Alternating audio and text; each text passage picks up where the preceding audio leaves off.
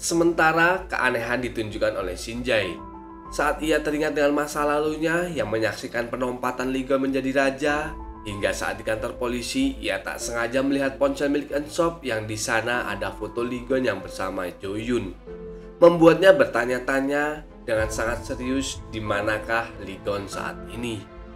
Melihat ekspresi Shinjai membuat Usopp ketakutan dan langsung mengatakan keberadaan Lee Gon. Tak berlangsung lama, Shinjai pun sudah berada di kamar Lee Gon dan terlihat sedang mencari sesuatu. Namun hal tersebut diketahui oleh Joyun hingga terjadilah pertarungan di sana.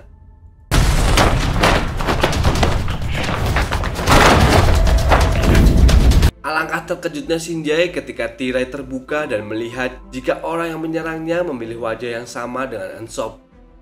Tak berselang lama, datanglah Lee Gon yang langsung bertanya, ada apa sebenarnya? Joyun mengatakan jika Shinjai kedapatan sedang mencari sesuatu di kamar Lee Gon, membuat Lee Gon bertanya kenapa Shinjai melakukan itu. Dengan penuh emosi, Shinjai bertanya siapa sebenarnya Lee Gon. Lee Gon pun menjawab jika dirinya sudah mengatakan dari dulu bahwa dirinya adalah seorang raja yang berasal dari dunia yang berbeda. Akan tetapi tetap saja Shinjai tak percaya. Hingga di momen itu, Shinjai sedikit teringat dengan nama Lee Gon yang seketika Joyun langsung menodongkan pistolnya. Sebab menyebut nama Lee Gon secara langsung adalah tindakan pelanggaran hukum di dunianya. Sementara Lee Gon yang mendengar nama disebut balik bertanya kepada Shinjai, apakah nama tersebut Shinjai mengetahuinya dari Jong-el? Sebab hanya Jong-el lah di dunia ini yang mengetahui nama asli dirinya. Tetapi dari ekspresi Shinjai, Lee Gon pun menyadari jika Shinjai mengetahui hal itu bukan dari Jong-el, membuat Lee Gon sadar jika Shinjai ini berasal dari dunianya. Oleh karena itu, Lee Gon pun meminta Shinjai untuk menceritakan semua yang Shinjai ingat. Tetapi Shinjai langsung pergi sebab merasa jika hal tersebut adalah sesuatu yang pahit karena kenyataannya dirinya bukanlah orang yang berasal dari dunia ini, yang itu artinya dirinya telah dibuang oleh orang tuanya. Dengan semua perasaan itu, Shinjai kemudian mendatangi Jong-el untuk menanyakan semua yang telah Jong-el ketahui dan berharap jika Jong-el tak mempercayai hal itu. Tetapi Jong-el mengatakan jika dirinya percaya dengan semua yang dikatakan Lee Gon, membuat Shinjai semakin frustasi lalu pergi begitu saja meninggalkan Jong-el. Hingga pada akhirnya Shinjai pun teringat dengan ingatan masa lalunya yang saat itu didatangi oleh Lee Rim, serta mengingat ibu kandungnya yang begitu mengkhawatirkannya. Hingga keesokan harinya, semua rekan polisi Jong-el merayakan kelulusan Usopp yang telah menyelesaikan wajib militernya. Tetapi di sana, Jong-el merasa khawatir sebab Shinjai tak ada. Jong-el pun berusaha menghubungi Shinjai, akan tetapi waktu tiba-tiba kembali terhenti, membuat Lee Gon menyadari jika Lee Rim telah kembali ke Republik Korea, di mana Lee Rim langsung mendapat laporan dari bawahannya bahwa ada seorang polisi yang menyelidiki identitas Lee Rim di panti jompo, walaupun hal tersebut sudah dibereskan. Serta salah satu bawahannya telah ditangkap oleh polisi, dan yang terakhir si pemilik restoran bawahannya menghilang secara tiba-tiba. Membuat Lee Rim yang mendengar itu langsung menyuruh bawahannya untuk segera membereskan masalah yang ada. Hingga ketika malam, Lee Gon yang mengetahui jika Lee Rim sudah kembali ke Republik Korea terlihat menunggu panggilan masuk dari ponsel milik bawahan Lee Rim yang telah Lee Gon tangkap tadi, di mana Lee Gon kembali teringat perkataan Lee Rim di masa lalu sebelum insiden pengkhianatan itu terjadi. Dan tak lama, benar saja ponsel milik bawahan Lee Rim berdering. Lee Gon pun langsung menjawab panggilan itu lalu mengatakan jika dirinya sudah mengetahui semua yang Lee Rim lakukan selama ini. Untuk itu, Lee Gon mewanti-wanti Lee Rim agar bersiap sebab kali ini kemanapun Lee Rim pergi, pasti ia akan menemukan Lee Rim dan membalas semua yang telah dilakukan oleh Lee Rim.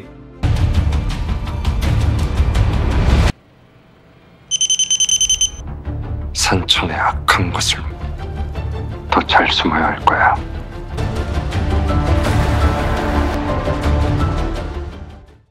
Sementara di kerajaan Korea, terlihat Perdana Menteri Ko yang mengunjungi seseorang, di mana ia meminta orang tersebut untuk mencari sesuatu tentang orang-orang yang terlibat dalam pengkhianatan kepada keluarga kerajaan.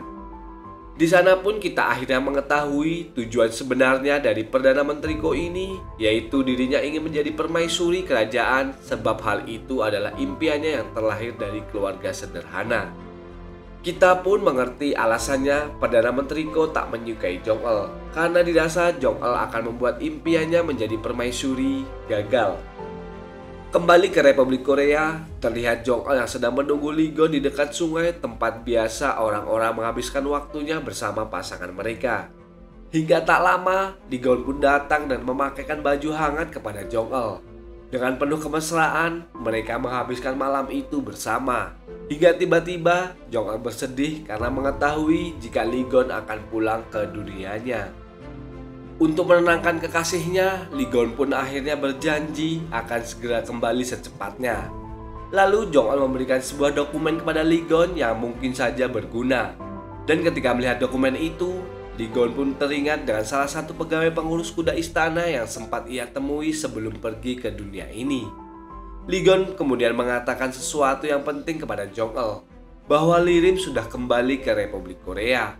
Untuk itu, dirinya telah menyuruh Jo-yun untuk tetap tinggal dan akan membawa Eun-sop ke dunianya. Sebab dengan itu, dirinya akan merasa tenang sebab Jo-yun adalah orang yang bisa melindungi Jong-el dan membuat Lee-rim tak berdaya. Sementara, dirinya akan memperketat penjagaan di pintu gerbang supaya Lee-rim bersama anak buahnya tak bisa seenaknya masuk dan keluar. Mendengar itu, Jong-el hanya bisa menuruti apa yang dikatakan Lee-gon, lalu memeluk erat Lee-gon sebagai salam perpisahan. Sementara kekonyolan malah terjadi ketika Eun-sop tak mau memotong rambutnya agar mirip dengan Jo-yun, membuat Jo-yun dengan terpaksa sedikit mengancam Eun-sop supaya rencana Lee-gon membawa Eun-sop ke dunianya berjalan mulus. Singkat cerita, si nenek sudah mengetahui jika Lee-gon akan datang malam ini, menyuruh pengawal istana untuk mengawal Lee-gon. Lee-gon sendiri datang ke dunianya dengan Eun-sop serta membawa anak buah Lee-rim yang berhasil ia tangkap. Lalu menyuruh pengawal istana untuk memenjarakan anak buah Lee-rim di penjara yang terbawah. Setelah itu lagi-lagi, kejadian konyol yang dilakukan Eun-sop yang membuat pengawal istana merasa heran dengan sikap Jo-yun yang berbeda. Untung saja Lee-gon datang. Lee-gon kemudian menemui si nenek, tetapi si nenek malah bersikap cuek. Lee-gon pun mengerti dengan sikap si nenek seperti itu karena ia selalu membuatnya khawatir. Tetapi dengan godaan Lee-gon, si nenek langsung tersenyum sambil mengatakan jika dirinya mengetahui semua yang dilakukan oleh Lee-gon, yaitu untuk menemukan takdir yang selama ini dicari oleh Lee-gon. Sesudah itu, Lee-gon kemudian langsung pergi ke kandang kuda bersama para pengawal istana untuk menangkap orang yang diduga adalah bawahan Lee-rim. Hingga setelah itu, Perdana Menteri Ko datang untuk melaporkan laporan kenegaraan, yang mana di sana Perdana Menteri Ko sedikit merasa aneh dengan sikap yang ditunjukkan oleh Jo-yun. Namun, hal tersebut sudah diantisipasi oleh Lee-gon. Akan tetapi, kekonyolan kembali ditunjukkan Eun-sop ketika makan. Sebab tanpa sepengetahuan Lee-gon, Eun-sop membawa kimchi kemasan dari dunianya, yang mana hal tersebut bisa membuat Perdana Menteri Ko semakin curiga kepada mereka. Hal itu pun terjadi di dunia Jong-el. Ketika Nari merasa heran dengan sikap berbeda yang ditunjukkan Eun-sop, untung saja dengan berbagai alasan, Jong-el terus meyakinkan Nari jika itu adalah Eun-sop. Kembali ke Lee-gon yang terlihat frustasi sebab ia lupa menanyakan password laptop milik Jo-yun. Karena sekarang Lee-gon sangat membutuhkan rekaman video yang ada di dalam laptop itu. Namun tak berselang lama, dengan sangat mudah Eun-sop berhasil mengetahui password laptop milik Jo-yun. Membuat Lee-gon sedikit keheranan sebab ia yang sangat pintar pun tak bisa membobol password laptop milik Jo-yun. Tujuan Lee-gon membuka laptop Jo-yun karena di sana ada rekaman ketika Jong-el berada di sana. Dan hal itu sedikit menghilangkan rasa rindu yang terus ia rasakan kepada Jong-el.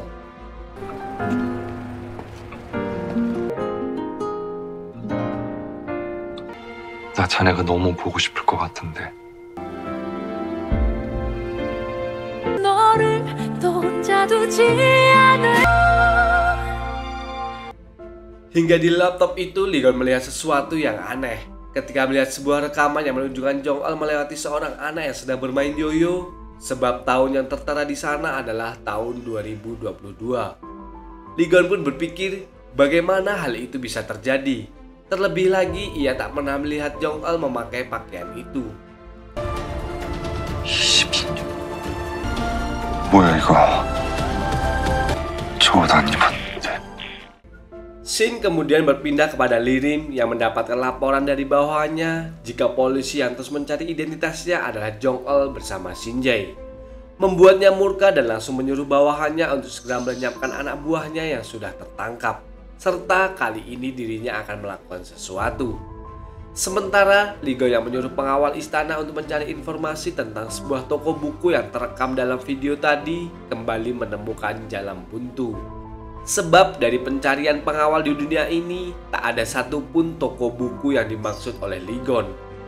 Lalu pengawal istana itu menyerahkan rekaman CCTV yang diminta Lee-gon. Lee-gon pun terus berpikir apakah ada sesuatu yang ia lewatkan.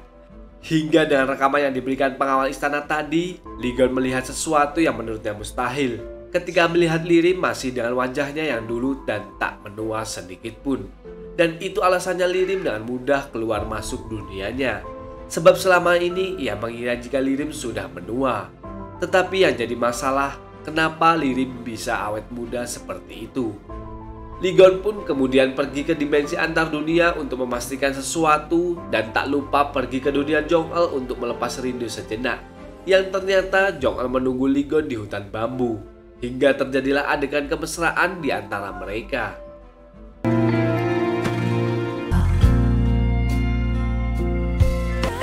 정말 온 거야? 너무 보고 싶어서. Please don't cry. Akan tetapi Lee-gon harus kembali secepatnya, sebab dirinya harus berada di dunianya ketika perayaan tahun baru dan ia harus membuktikan sesuatu tentang teorinya. Singkat cerita, sesudah melakukan pidato kenegaraan, Lee-gon kemudian bersama Unsop datang ke kantor polisi untuk mencari informasi tentang Luna serta bawahan Lirim yang berhasil ia tangkap. Di mana di sana polisi berkata jika Luna memiliki penyakit yang sebentar lagi akan merenggut nyawanya. Untuk itu, walaupun dia adalah seorang penipu, tetapi polisi tak bisa memenjarakannya. Lalu polisi itu pun memberikan informasi mengenai bawahan Lirim yang berhasil Lee-gon tangkap.